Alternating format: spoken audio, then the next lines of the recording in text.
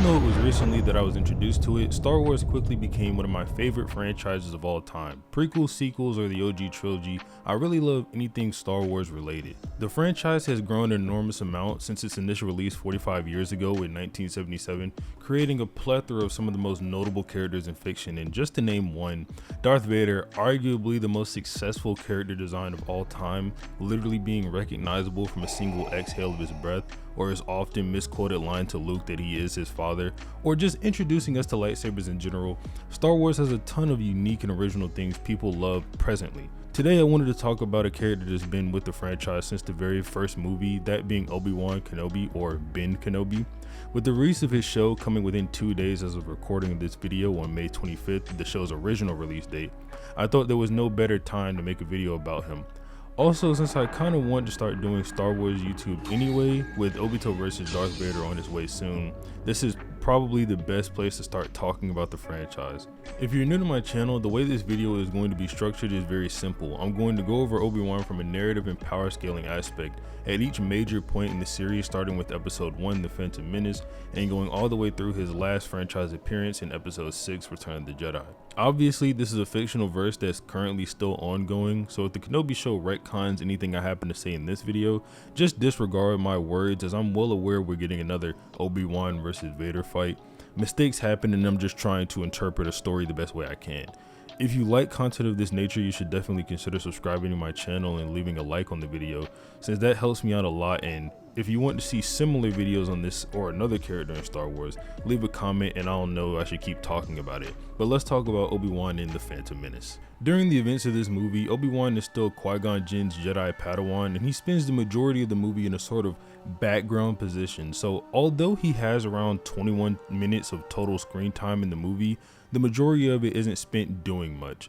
Possibly getting a bit of insight on maybe how much the Jedi know about each other, when Qui-Gon sends Obi-Wan a sample of Anakin's blood to test for midichlorians, Obi-Wan comments that Anakin has more than Master Yoda, meaning he's seen the midichlorian count of Yoda's blood cells for whatever reason. Either he looked himself, Yoda's midichlorian count is public knowledge, or they had Yoda's counted the same way they did Anakin just later in his life. Obi-Wan really gets to shine in this movie when fighting against Darth Maul with his teacher Qui-Gon. Even though Qui-Gon does get slain in the end, Obi-Wan is still able to handle Darth Maul on his own and eventually cut the Sith in half himself. This is after being on the losing side with Qui-Gon Jinn just a few minutes ago, so it's likely Obi-Wan got a determination amp of some sorts, or maybe he started tapping into the dark side. I was unable to get a hold of the novel of this movie, so I don't really know, but that is likely. We also get a good look at Obi-Wan's devotion to Qui-Gon. After his death during a conversation with Yoda, he tells Yoda that he will train Anakin the way Qui-Gon wanted him to because of the promise he made to his former master. Yoda eventually ends up agreeing, saying he senses Qui-Gon's defiance in Obi-Wan. Obi-Wan obtains the rank of a Jedi Knight as we head into his next appearance 10 years later in Attack of the Clones. Obi-Wan, when we next pick up with him during episode 2, has improved after many years of his adventures with Anakin and is now regarded as a prominent Jedi Knight within the Order. As far as lightsaber combat goes, Obi-Wan at this point in the series still primarily sticks to Form 4 Ataru, with a lot of sources even going as far as saying his use of the form, force augmentations, acrobatics, and applications of close quarter combat are masterful. However, this fighting style does have its weaknesses, with many sources claiming its sort of energetic bursts and acrobatics can fatigue the user in an extended fight, especially if they don't pace themselves, and we see an example of this in Obi-Wan's case at the end of the movie when he starts to tire after his initial assault against Count Dooku fails. Obi-Wan at this point also should still be faster than Qui-Gon, however it's questionable by how much, since the novelization for Attack of the Clones, Dooku does imply Obi-Wan is still inferior to Qui-Gon as a duelist. Obi-Wan also displays clear inferiority to Anakin as a duelist at this stage, performing much worse than he did against Count Dooku, and after being defeated believes Anakin will have a better chance while dual wielding their lightsabers. A few other extra material also indicate that Anakin is exceptionally strong even compared to Obi-Wan at this point, with a new comic even having Anakin while much younger swiftly defeating a replica of the Darth Maul that encountered Obi-Wan and Qui-Gon on Tatooine and Naboo, which even impressed Palpatine.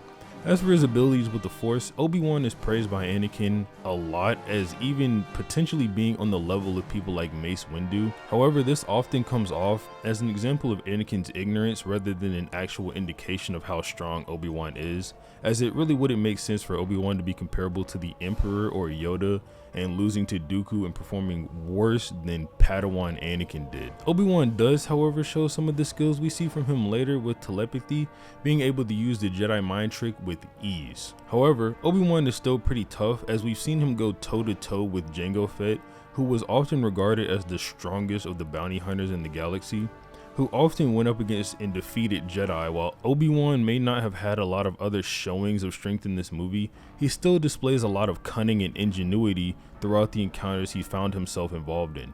Obi-Wan was able to easily track down Zam Weasel, and using the poison dart they were assassinated with, was able to track the culprit Jango Fett all the way back to Kamino. Kamino wasn't even on any of the maps of the Jedi Archive, and Obi-Wan was still resourceful enough to find a way to locate the planet. Obi-Wan, even while unarmed, was still capable of fending off creatures in the arenas on Geonosis, before going on to injure one after using a spear he took from one of the mounted guard. After this, Obi-Wan further demonstrates how much more experienced he's become, managing to be one of the few dozens of Jedi out of the hundreds that came to survive the initial onslaught of the droid army before the clones arrived. Obi-Wan also begins to display his command abilities, successfully commanding battalions of clones against the droid army briefly alongside Yoda. Obi-Wan also displays much better temperament than Anakin at this stage, which allows him to act as his mentor and handle situations in a better way than Anakin would, such as his approach to engaging Dooku and his response to the attempt on Padme's life. The strength, skill, wisdom, and ingenuity we see from Obi-Wan up to this point increases as we go into the next iteration of Obi-Wan during his time participating in the Clone Wars, where he continued to grow as a Jedi. The next thing I'd like to go over is the jump in strength and skill Obi-Wan experiences during the Clone Wars. Since I'm using the current canon for this video, this means I'll only be referring to material from the movies, novelizations, and the Clone Wars television show.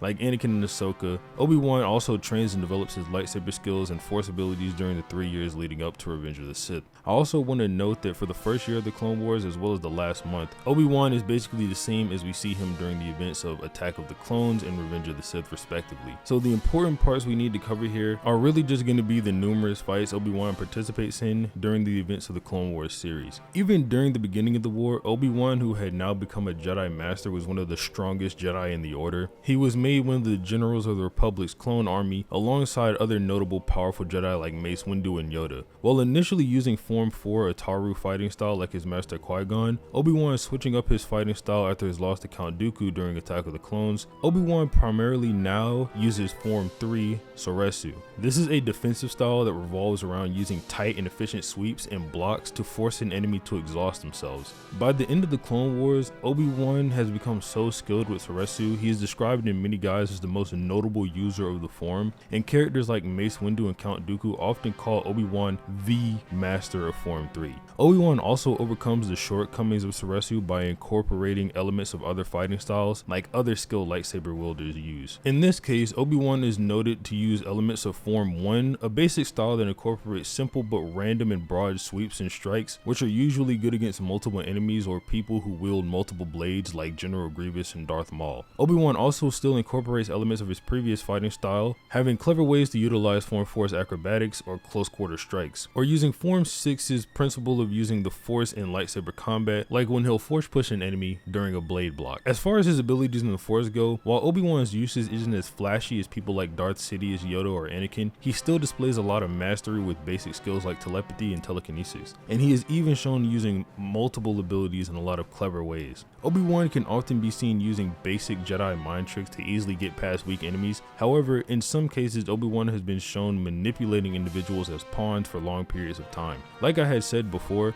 Obi-Wan is also incredibly skilled with telekinesis, being able to easily push or pull people or objects using the Force, and can even do this in the middle of lightsaber duels or in order to hinder someone's abilities in general. Obi-Wan has also been shown being able to use telekinesis alongside people like Anakin and Ahsoka, and in the case of the former is in part why they are hailed as the greatest duo in the Order by the end of the war. Outside of this, the only other things we see Obi-Wan do during this time are using sufficient levels of force augmentation or force valor, specifically when it comes to Jedi, to keep up with the numerous enemies he engages during the Clone Wars like Asajj Ventress, General Grievous, and Darth Maul. Obi-Wan is also so fast when doing this that, like other Jedi, we have seen numerous instances of Obi-Wan being able to pilot starfighters extremely effectively and deflect lasers at around the speed of light. This would make Obi-Wan pretty fast in the context of fiction in general, so to better put this into perspective so it's easy for you guys to understand how he compares to people he's fighting around during the Clone Wars, we have to take a look at the mini fights he participates in during the series and look at just how he improves from these. Starting off after roughly the first year of the Clone Wars, we see Obi-Wan in the Cartoon Network movie in the first season. He doesn't really do anything too notable aside from being able to duel evenly with Asajj Ventress.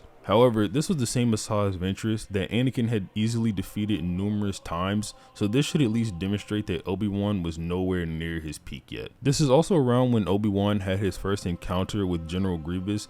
Initially, he was very hesitant to engage the cyborg, but he was successful in using his force abilities to avoid Grievous for a while, and was able to use his telekinesis to incapacitate him when they fought later on in the episode. However, when Obi-Wan is eventually cornered and forced to actually fight Grievous in the lightsaber duel, he initially gets overwhelmed and disarmed before again having to resort to clever tricks in his use of the Force to overcome Grievous. Unlike during their encounters later on in the show in Revenge of the Sith, Obi-Wan doesn't do much else aside from before season 3 fighting Cad Bane a few times. However, once we reach this point, this is where we start to see Obi-Wan is able to keep up with Anakin in task when using the Force and when fighting powerful enemies like the now much stronger Asajj Ventress, as well as Count Dooku. Eventually, this partnership leads to them having a very high reputation around the galaxy, and the novelizations say people often debate over who would win between the two Jedi. Even if Obi-Wan were forced to resort to his clever tricks when season 4 starts, we get a lot more action from Obi-Wan. When Obi-Wan arrives on Raydonia to confront the newly re-emerged Darth Maul, he initially fights his younger brother Savage Opress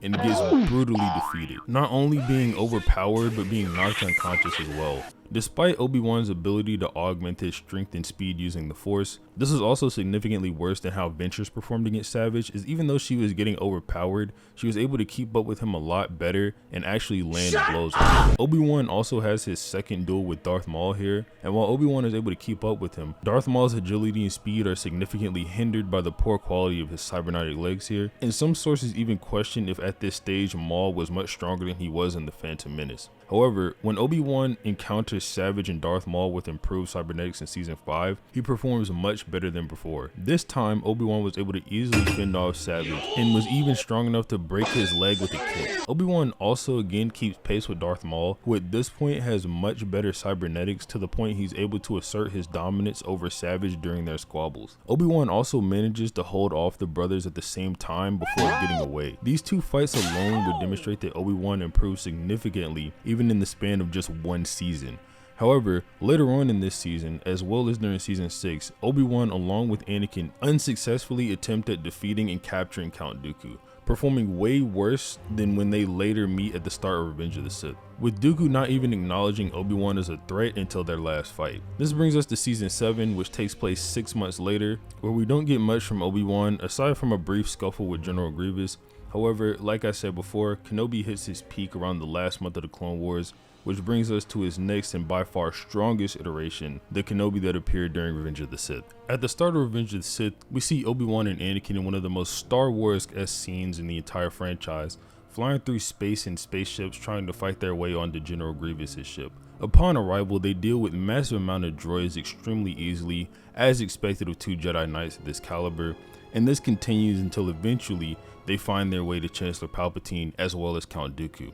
Initially, this fight appears to be going to end the same way their first fight did in Attack of the Clones, despite Anakin's claim of being twice as powerful as he was the last time they met the Count, which was actually after the events of the Attack of the Clones during the Clone Wars, so to an unquantifiable amount above 2 times stronger than his Attack of the Clones self. But this video is not about Anakin, so let's get back to focusing on Obi-Wan, who in all honesty just kind of gets force pushed and dealt with not too long into this fight. Just really tells us that Obi-Wan isn't quite on the level of this specific Sith Lord, despite his earlier statement of Sith Lords being his and Anakin's specialty. Not too important, since Obi-Wan is extremely powerful outside of this, with Revenge of the Sith novel saying that few can match him in combat. There are also a couple of statements implying Obi-Wan and Anakin are the best duo in the Jedi Order. The novel excerpt is far too long for me to read out, so I'll just make sure it's put on the screen for the video, as well as the novel saying the legends of Obi-Wan and Anakin make the other Jedi legends pale in comparison.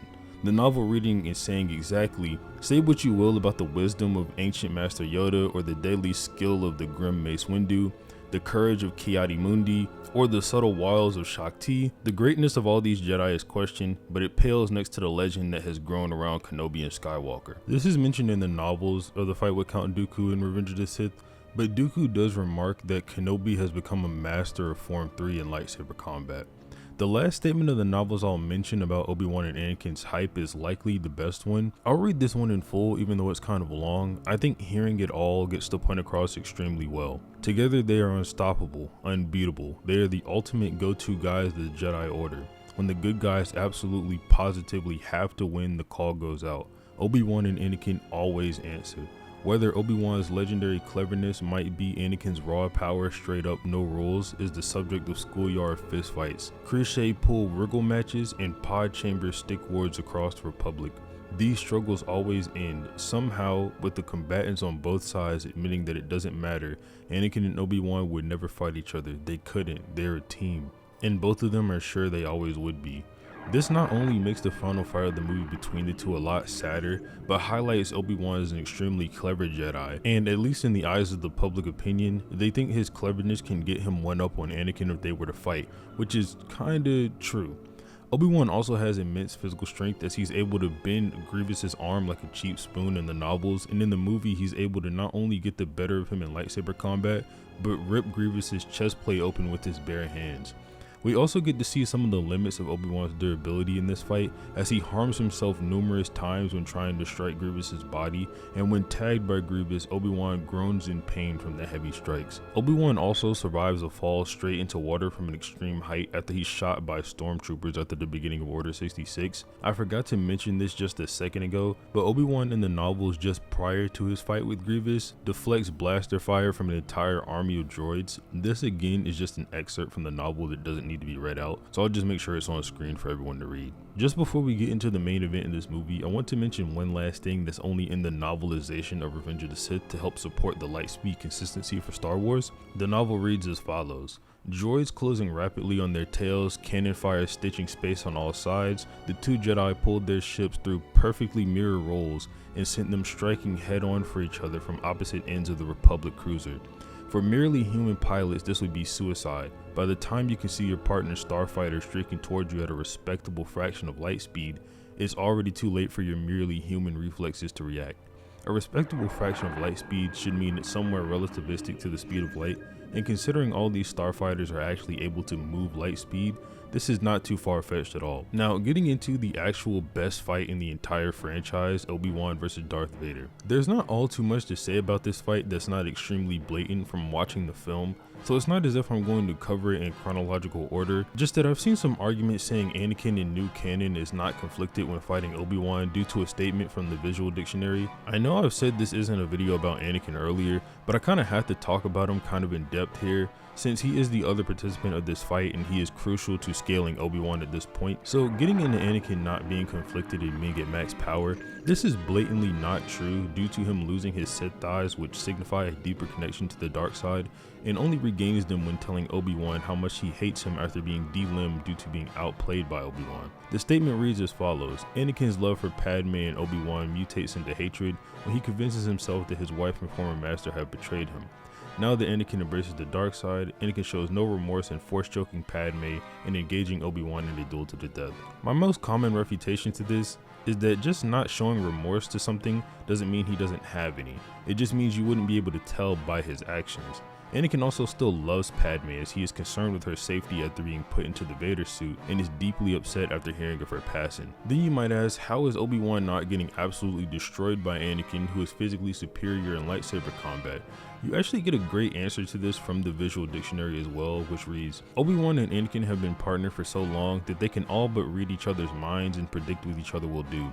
It takes all of Obi Wan's power to defeat Anakin on Mustafar.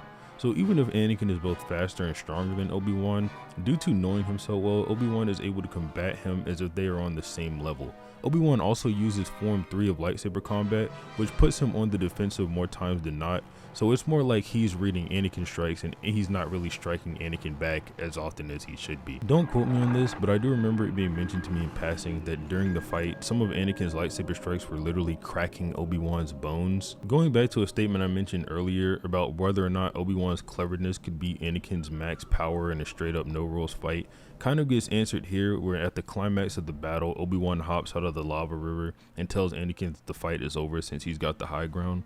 Anakin's answer to this is that Obi Wan is simply underestimating his power as he leaps and gets all 3 of his remaining organic limbs cut off in one swipe, showing us that Obi Wan's cleverness wins over Anakin's raw power in a no rules fight. That's all for Obi Wan Kenobi. Though his later iteration Ben Kenobi is just said by Vader to be weaker than he was before, he doesn't display any crazy new abilities during this time. However, we do learn that he was able to master the art of immortality that his master Qui-Gon Jinn was able to figure out, as we see him appear as a Force ghost to talk to Luke in episodes 5 and 6 respectively.